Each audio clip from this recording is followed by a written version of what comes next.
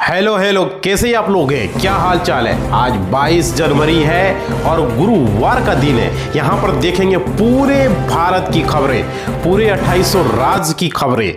तो इससे पहले आप लोग लाइक कर दें, सब्सक्राइब कर दें और घंटी को दबा के ऑल के निशान पर क्लिक कर दें। देखिए, आपका लाइक ही हमारा मोटिवेशनल होता है। 22 जनवरी की खबरों पर आइए नजर डालते हैं। और आज का पंचांग है माघ माह के शुक्ल पक्ष की चतुर्थी तिथि है भाई। तो देख सकते हो चतुर्थी तिथि जो रहने वाला है वो 2:28 तक रहने वाला है। इसके बाद पंचमी तिथि शुरू हो जाएगा। तो देख सकते हो, तो ये खबरें हैं। कहीं भी जाने से पहले एक बार पंचांग जरूर देखें।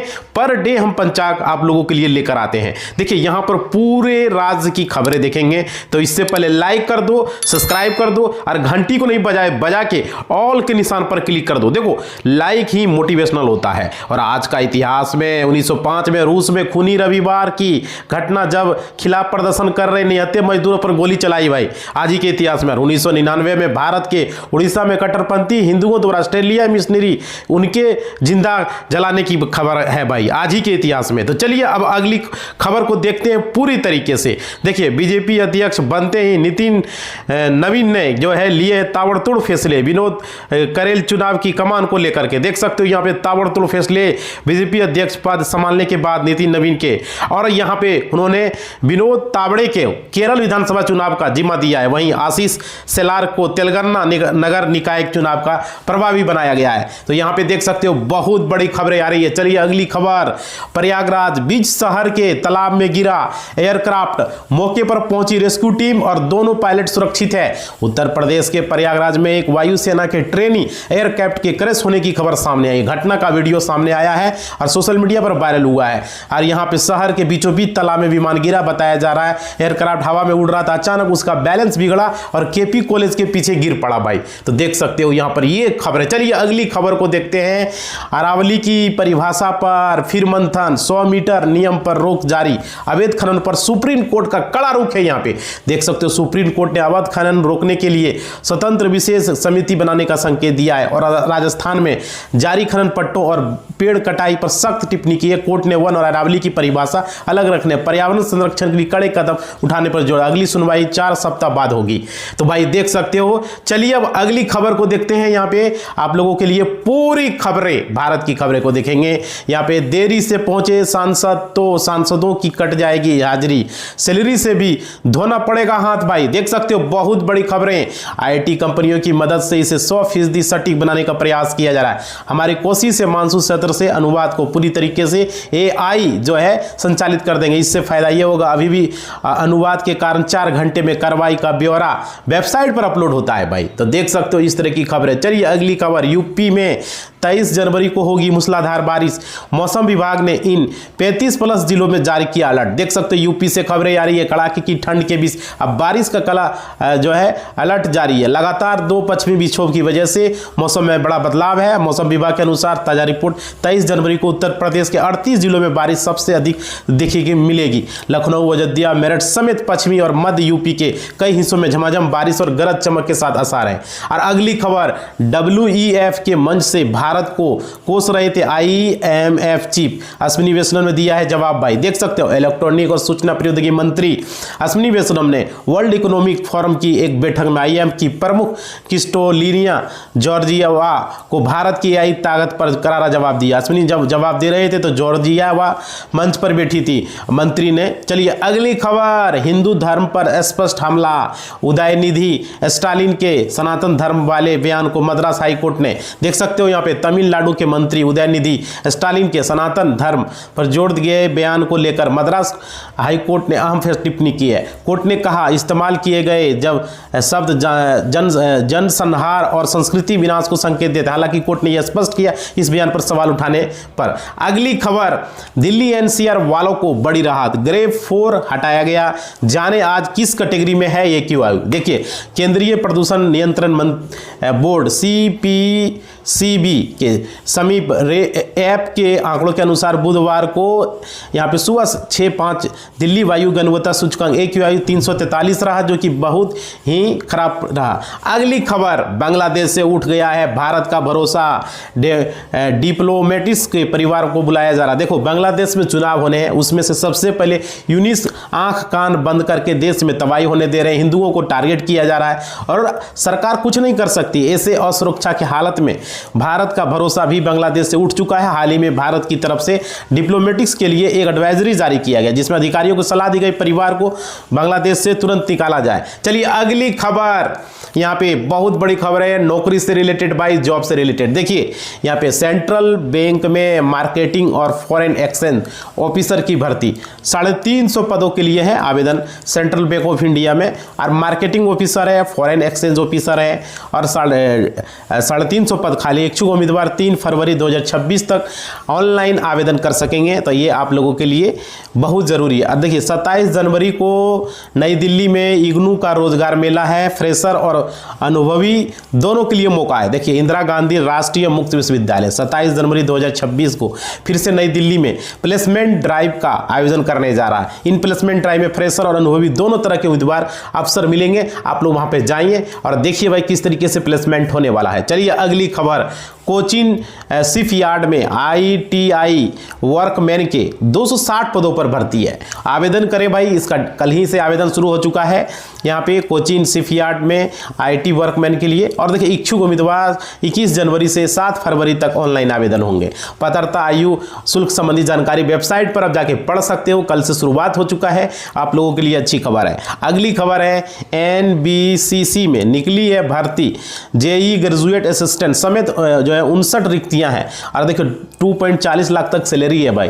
तो देखो भारत सरकार की सार्वजनिक क्षेत्र की company PSU national building construction corporation limited ने 59 पदों पर भर्ती का शॉर्ट नोटिस जारी किया। इस भर्ती में अभियान के तहत जूनियर इंजीनियर, ग्रेजुएट असिस्टेंट कई पदों पर भर्ती की जाएगी यहाँ पर।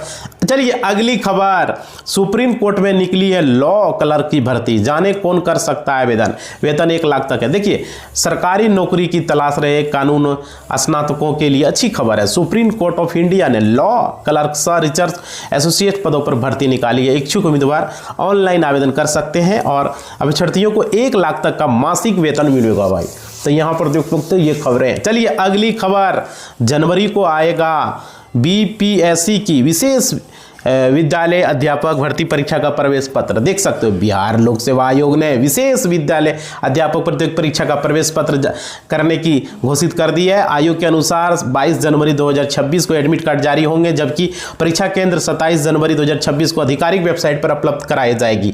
तो ये अच्छी खबर है आप लोगों के लिए भाई। बिहार लोक सेवा आयोग ने विशेष, देखिए आप लोगों ने अभी तक लाइक नहीं किया हो भाई, तो लाइक कर दो, घंटी को नहीं बजा दो, सब्सक्राइब नहीं किए तो सब्सक्राइब कर दो, ऑल के निशान पर क्लिक कर दो। लाइक ही मोटिवेशनल होता है।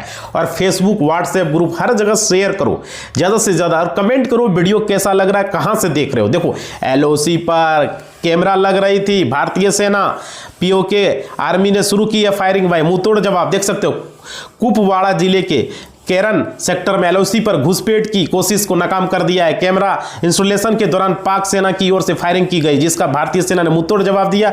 इस घटना में किसी तरह की जान माल की हानि नहीं हुई है भाई। तो देख सकते हो। चलिए अगली खबर, किसानों के लिए बड़ी खबर आ रही है, कुछ खबरी। क्या बजट 2026 से पहले PM किसान निधि के पैसे बैंक खाते में जमा होंगे, ये सवाल है भाई। देखो कई खबरों के मुताबिक PM किसान की योजना के तहत किसानों के खाते में पैसे जमा हो सकता है। मोदी सरकार 1 फरवरी को बजट पेश करने जा रही है। ऐसे प्रलंबन संभावना है किसानों के खाते में इससे पैसे जमा हो जाएंगे। अगर ऐसा होता है तो किसानों को बड़ी राहत मिल सकती है भाई। तो ये खबर है। देखिए वाराणसी के दाल मंडी में ध्वस्तीकरण, बुलडोजर के बजाय मिनोली तोड़े जा रहे मकान दुकान भाई। देख सकते हो वाराणसी से खबरें।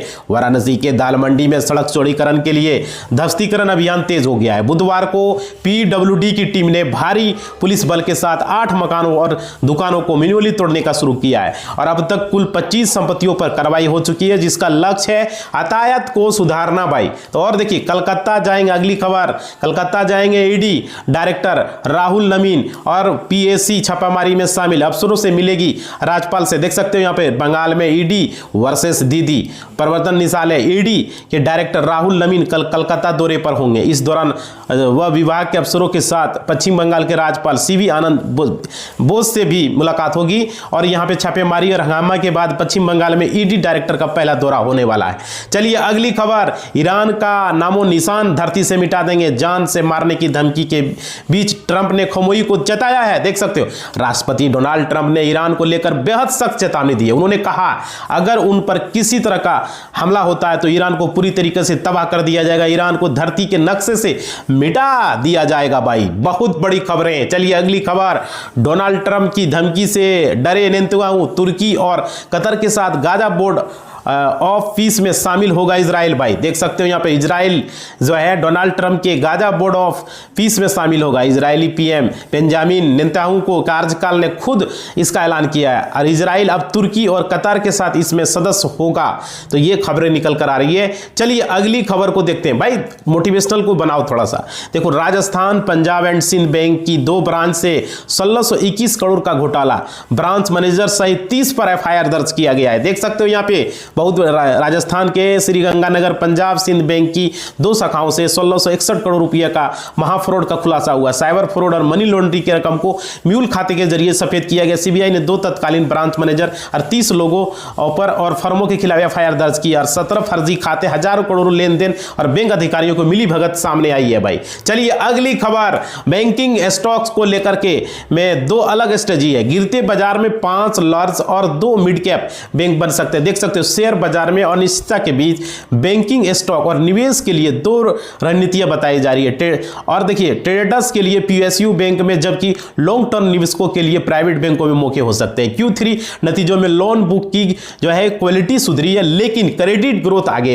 यहां पे। और देखिए अगली खबर है, सुप्रीम कोर्ट ने दिल्ली मजिस्ट्रेट को सीबीआई चार्जशीट पर विचार करने के बाद आगे बढ़ने का निर्देश दिया है। सुप्रीम कोर्ट ने दिल्ली के राउ एवेन्यू कोर्ट के महापेट्रोलियन मजिस्ट्रेट को नेशनल कैपिटल रीजन में घर खरीदारों का फायदा उठाने वाले जो है बिल्डर बैंक धोखाधड़ी से जुड़े मामले में सीबीआई द्वारा दायर चार्जशीट पर सुनवाई आगे बढ़ने को कहा। देखिए अगली खबर है, बैंक अकाउंट में पैसे नहीं फिर भी जाएगी यूपीआई से पेमेंट। ये कोई जादू नहीं, समझे क्या होता है क्रेडिट लाइन। देखिए भाई, आज हम हर छोटी बड़ी पेमेंट के लिए यूपीआई का उपयोग करते हैं, यूपीआई के जरिए चंद मिनटों में। तो देखिए अक्सर हमें लगता है पेमेंट के लिए हमारे पास बैंक खाते में होने चाहिए, लेकिन ऐसा नहीं है। अब क्रेडिट लाइन के जरिए बिना बैंक खाते में राशि होते हुए भी पेमेंट कर सकते हो भाई।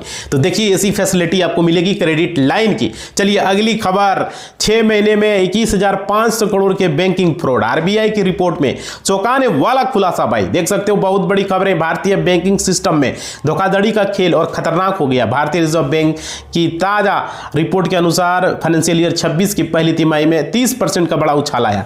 हैरानी की बात है कि इस दौरान फ्रॉड के मामले भी बढ़ी है, लेकिन बैंकों को वाली आर्थिक चपत का आंकड़ा 21,515 करोड़ के पार पहुंच गया भाई। तो देख सकते हो। चलिए अगली खबर, गाड़ी बेचने के लिए नहीं मिलेगा एनओसी, फिटनेस और परमिट भी नहीं होगा।